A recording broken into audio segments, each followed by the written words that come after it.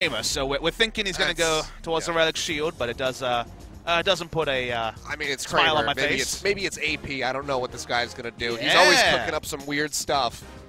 But Malzahar is going to be the first ban to come through from Afrika here in the second half.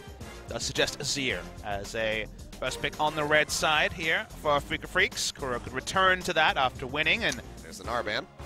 They do get the coverage on the Gnar, so the price of taking Caitlyn, because if Caitlyn was not selected here, there would have been 2 more 80 carry bans. Price of taking Caitlyn is that it's a bit safer for the gangplank in the top side for KT. You always have to trade songs. Why I love Captain's Draft, why I love Best of 3, because we got the adaptations after the first game. So Malzahar bans so far. Seems like it's going to be a first pick on the red side mid laner. The side of Kuro could just end up being the same mid lane matchup if the Azir is selected, and Rengar safety ban against the Kazakhs, just like we saw from KT Rolster in Game 1. Just take that one off the board, so a few options still remaining there. Maybe we just see the Zac come through on the opposite side, just have the junglers trade off there.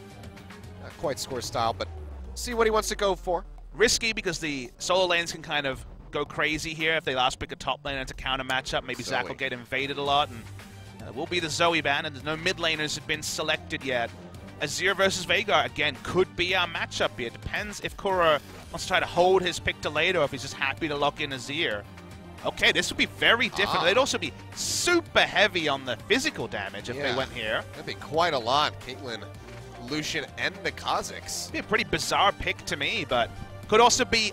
Okay, think about this. You know what? This is a Lucian top. This is Lucian top to try to bust through the gangplank. This is a lane counter choice by Keen. It will not be a Lucian middle, from what I'm expecting. In the meantime, though, playing with my heart, it's going to be his pawn, You know, flashes the Zed for just a second, but seems like Azir going to be the likely lock-in here. And there we go. So what is going to be the last pick? The Jax at the end. So it's going to be Jax Jungle. This is a pick that is pretty popular in Korea right now. It's been around scrims as well. Tank Jax Jungle has been pretty popular. The first person we saw play it was Malrang, you remember, for Everett Winners in the summer season. He was the master of the Jax Jungle. Beyond tried it as well to mixed success. Let's see if you're right. I think I'm right. Yeah, so, okay, it does seem that way. Top lane Lucian, something Keen has played in solo queue, something that works well into gangplank. This is the lane counter I was talking about. Right as he left. To bring this one back out. So Lucian into the top lane, Veigar in mid for Kuro, trying this opposite matchup now. So lots of new stuff here. Tank, Jax, jungle. We're going to wait for the trade here. Keen's trying to play with our hearts and go for a top lane Veigar. That's not going to happen, I don't think. But it's also going to be, as I said, Tank, Jax, jungle, and also the top lane Lucian trying to wail away on the gangplank. Similar, if you think about it, to the Gnar matchup, except you don't have the very long-range harass of the Q. Case scenario, which is farm lane for Veigar in Game 1. Now that the shoe's on the other foot, now that Pawn will want to prove himself on the aggressor side of the lane matchup. Fun to track in the mid lane. Very defensive setup by Afrika Freaks, because level 1 Braum, of course, is something to fear, and apparently it's a realistic thing to fear, because they're coming for an invade. They are. Blue buff now going to get started up. 3v3 here in the jungle. Mata leading the charge. Jump forward comes through from Score. That's going to be an instant flash away by Spirit. He's going to get stunned up. They get the proc. He gets the smite off to try to stay alive. One more hit will do it, and that's going to be Depth coming up with the first blood, but now Kuro is pushing his way through. He's going to flash in. Heal comes out from Depth, but he is still going to go down. One more auto from the Veigar will finish him off. Score running low as well. Tucson trying to get the slow up. Can he get the Devour? He jumps over to the side with the blue buff. Seems like he will be able to make it out alive, but so many flashes on all sides coming through, and it's going to be Kramer getting the final blow. A 2-for-1 in the end. Afrika coming out on top, but they do lose out that first blood. Between the Golem and Kramer goes down the final kill this time for Afrika Freaks. Big invade by KT because of the Braum level 1, but a big cost in the end. Now it's going to miss at least a bit of experience. Top laners will wonder what the hell was going on in the rest of this map. Remember, this is probably going to isolate top lane longer, Achilles, because the jungle is going to be way behind in their clears. More time for Lucian to have his way with the gangplank top lane. So that's another area where if comes down, he's in with that stopwatch, keeps himself alive, and has to flash out at the end. The cannonballs still would have finished him off. Now Rift Herald drawn out into the mid lane, looking to finish off this turret. It seems like they will be able to do so. So first tower for KT going over. Be a bit too late, still looking for the play as Tucson comes in with an Abyssal Voyage. Keen in on the backside, looking for Score. Gets a little bit of damage in onto him, but instead they want Smeb. He's going to be the juicier target, the easier one to lock down. Event Horizon not quite going to be able to lock him in. He's got that orange to keep himself safe, and Smeb, will he make it out of here alive? Event Horizon comes down. Oh, it just does! No! Wait, he made it out! Are you kidding me? Smeb didn't get caught by the Event Horizon. So near. Traps on the other side, there's an Event Horizon. Now, come on, guys, I just would like to walk here, please. I mean, they have these catch mechanics, but it's not really resulting in much. You can see Score just eating that one, not even going to be taking a shot from Kramer. He's going to be going back to base, trying to get that completed Zeal item. Will be able to do so. Kuro fighting his way back in, going to get jumped on in underneath the turret, tries to dash back, but stutter steps for a second, but even so, still would have been dead as Smeb finds the kill with the parlay, now opening up in onto that turret with the help of Score. Should be able to take this one out. Kuro coming over to the side, trying to sway this from happening, but nothing's going to connect. The Dark Matter not going to hit, can't threaten him with the R. So tier 2 turret going down in the way of KT into that bottom side of the map. Action in both mid and bot lane, but the Unbreakable answered everything Afrika had, and KT were able to chase down and kill Unbreakable, and Counter-Strike is so much extra tankiness to the sides of Braum, Jax, and even to the team of KT Rolster. Very well used. That's why they trade up, take the turret as well. The bot lane inner is down for the side of Afrika Freaks. Yeah, nearly the mid as well. Are able to hold on to it here for the moment as Afrika, but moving forward, trying to get these objectives to themselves is just proving to be so difficult. The vision control from KT already masterful, and that's how they are able to catch out Kramer right there. Just coming over the wall, scoops him up, Pawn finds the kill. And just like that, no more trap wall really to block them, just the two, and now Kuro under fire. Breakable going to be blocking out the majority of that culling. Spotted just with the pop up there on a Kuro, but no one can collapse forward to finish him off, but instead they'll just be focusing down the turret, so another inner going down in favor of KT, stretching that gold lead even further. 4.5 just about now in the lead for them, 3-2, so the kills not going to be the biggest numbers that we've seen, but the gold is steadily moving forward here. And not to be outdone by Kuro's play in the last game. Sick Drift coming through from Pawn and picking up the Azir-Sec play onto Kramer, who honestly was kind of caught with his pants down, had flash and heal up, didn't use either and died. That time he had got the initial CC, there was no way to get out though, but Kramer caught unawares. Nice chance, and now from smart play in mid and bot, they've taken both inner turrets, and we mentioned how the main objective for KT is Baron. The Baron is getting cleaner and cleaner when it comes to set up opportunities. Only one inner turret left.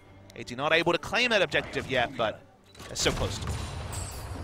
You can see big damage coming through there from Smeb. 2 barrels, all those minions now gone. Trying to catch up as best as he can. They're too keen as far as the CS is concerned.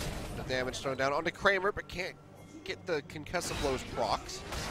I gotta say though, of this team is, okay, we'll see if there's any action here. A lot of damage going on to Tucson. Corruption coming through. Forces the flash out there on the Tucson. Now out of both of their spells.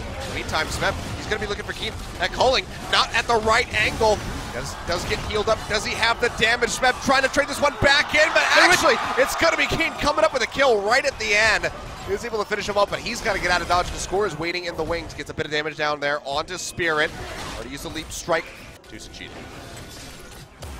It's a funny old game, League of Legends, as Afrika trying to use this time with recalls to actually get some control back around the Baron that we talked about that hasn't been taken. Okay. Might just be getting taken out here. Tucson going to get popped up. Does have that great health to go ahead and pop the shield, but it's still not going to be enough with the arrival of the rest of the members of KT. He gets taken down. Still fishing forward, looking for more, but members of Afrika have kited back properly and gotten themselves to a safe distance. And what might have been missed there is that Score solo zoned Kuro, just putting up Counter-Strike. He has the gap close, he has flash.